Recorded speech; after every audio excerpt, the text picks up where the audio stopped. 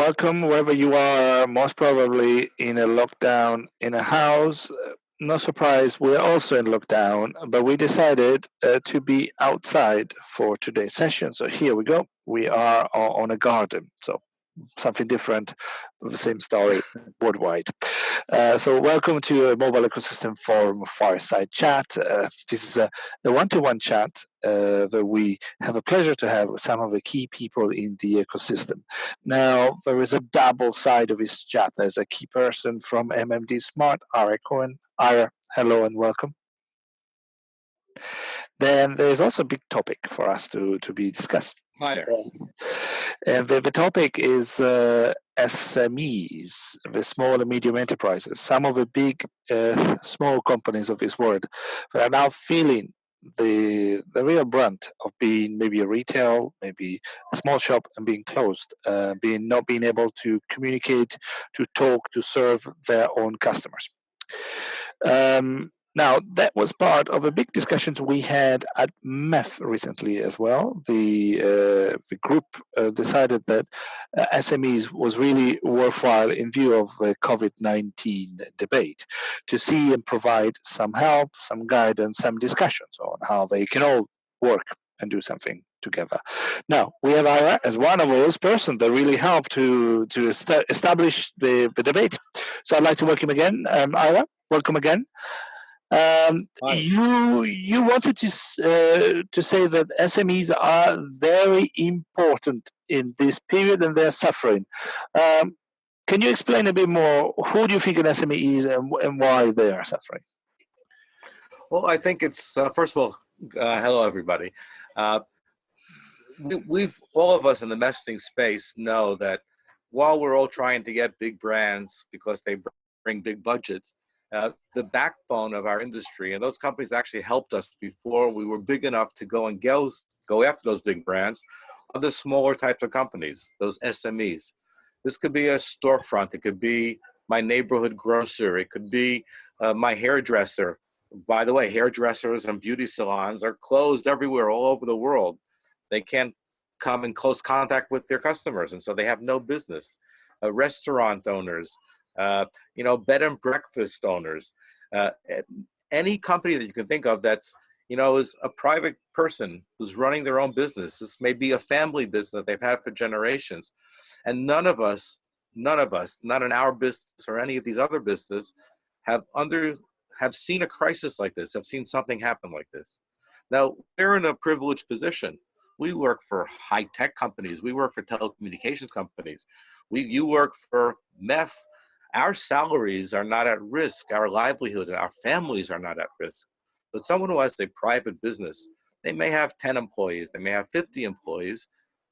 These are really hard times for them. They don't know how they're paying their rent. They don't know how they're paying their salaries. They had to let people who have worked for them for many, many years. They've lost contact with their community. They've lost contact with their customers, they've lost contact with their vendors, and they're worrying, not only is there economic certainty today, but they're worrying about the future. Will they be able to build up that business again? Will they be able to go forward from this really, really low time in their lives and their businesses? Major economy, their backbone, because they're the majority of the businesses in any major economy. They're also the backbone of our own industry.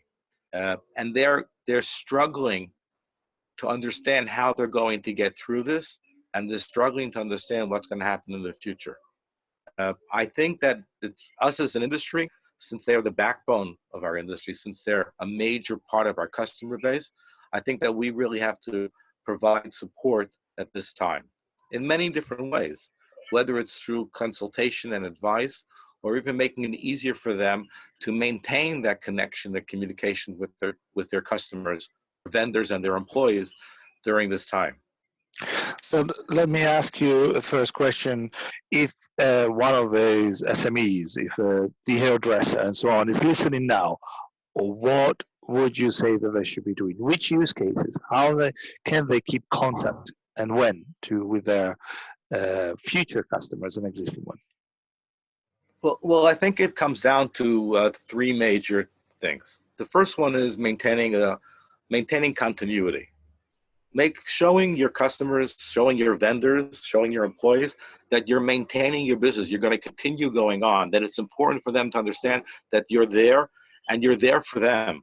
And if they have any issues they want to discuss, show them how you're coping. Show them how you're supporting your employees, supporting your community. Ask them if they have any things that they'd like to share with you. Ask them how they're coping with it. Just make sure that they understand that you haven't gone anywhere. And if they want your product or your service, or they have questions about a product or service, they can continue to come to you and ask you for it.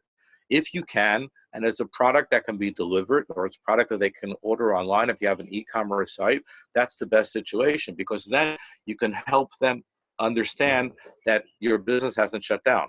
So for a hairdresser, you can keep sending the hairdressing I don't know, the sprays or whatever people use in their hair. I don't have a lot of it, and it's going quickly. So whatever people are using in their hair, you can keep sending them those formulas or those lotions that they would normally buy from you.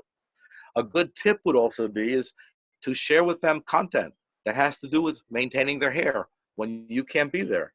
Show them how their favorite cut of hair could be done on their own. Let them see content that has to do, share with them content that has to do with maintaining their well-being and their beauty, because that's part of what they're doing when they come to you. So share relevant content that's relevant for them. And also share with them maybe some special promotions, some ideas, okay, since you're my customer, the day that we open, or the first couple of months we open, all of my regular customers are going to get whatever beauty service for free, or whatever we can give them that we can get them to come into the business. You want to engage them. You don't want it to be a one-way dialogue. It should be a two-way dialogue. So find ways to get them involved in a conversation. One of the things that we did for a restaurant client that really is struggling because they've been closed for a long time is we told them to share some of the favorite items on their menu with their customers. This is a favorite menu item. Here's the recipe to make it. Try it at home. Send us pictures of your try to make this favorite dish of yours.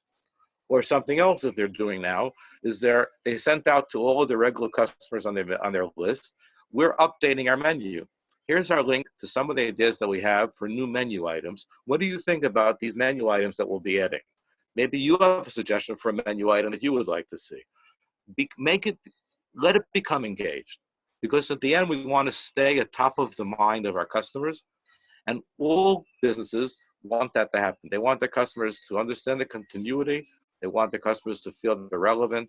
And they want their customers to be engaged. Let me ask you one quick question then on channels.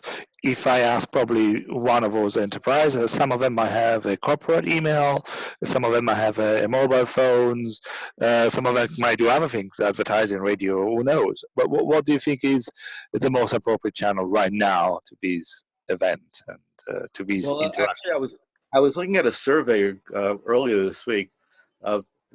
In the United States, they did a survey when the coronavirus really started to come in. And they asked business owners what they felt about the coronavirus and how the coronavirus they felt was going to affect their business. And a couple of interesting takeaways. The first one was that more than 2/3 felt that there was a real need for them to stay in constant communication with their customers. They didn't want to lose that communication that they would normally have. But the other one, and this was in stark contrast to the first, 70%, 71% are cutting their budgets, their marketing budgets, and marketing budget in your ad. The way to stay in communication, the way to stay in contact is via the mobile channel. That's going to be that's going to be the channel that is most intuitive for the user. And people are bored at home. They're sitting watching TV, watching Netflix, or what they're doing. They're looking at their phones. They're looking at their devices all the time. The way for you to be top of mind customers is via that mobile channel, which is why we've encouraged these business owners to use the mobile channel better than they've used it before. We've told them, go clean up your customer contact list, because for years you haven't done anything with it, right? You've just let it sit there. Now's the time to clean it up and to use it effectively. And the smart business owners understand that now's not the time to stop and not do anything. When you hit a speed bump, you have to give gas. So now is the time to give gas, because those those businesses that effectively communicate today with their customers will maintain that relevance and continuity that we spoke about before. And then when this crisis is over, the customers will seek them out again because they're top of the mind still. So, now, usually we don't talk about pricing as math. We have a large amount of supplier of different services, including A2P, SMS services, and so on. But I would like to ask you something that you're doing specifically now for COVID-19 anyway. So MMD Smart and its brand, MessageWiz, have done a special offer for the SMEs. And as we're particularly interested in the SMEs, can you say something about that? And I should say, probably similar offers are somewhere else, but I like the idea that we're giving a bite, to the apple, to the SMEs players. Can you tell us what you do there? yeah, so it's not only giving that emotional or this consulting support, we also felt that we need to make them easier. We want to make them easier for them from a financial aspect to do proper communication with their customers. And so any new SMEs or any new customers that are signing up with us right now, we're giving them a 30% discount for all of their messaging until the end of June. In my opinion, we'll probably continue that after the end of June 30th, but for now it's until June 30th. And frankly, we've had customers who have come to us since we started this campaign who have said that it's still too pricey for them.